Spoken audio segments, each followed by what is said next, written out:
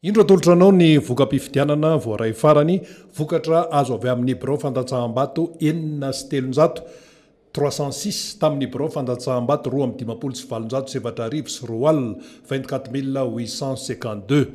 mitarika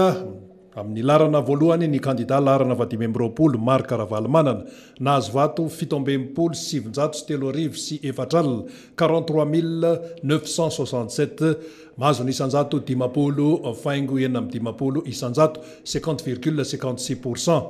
Faharoa ny kandida larana 17 andro ny irina rajoelina nahazo vato 5,10 sy 700 sy 3 sy 3 alina 33 855 manana ny isanjato 7,30 faingo 3,70 isanjato 38,93%. Ny fahatelo dia ny kandida larana faharoa-ambinifolo Ery Marsial Rajona ary mampianana Rakotoary manana nahazo vato 9,20 sy 2 arivo 2186 manome ny isanjato 2 faingo 1,10 isanjato 2,51%.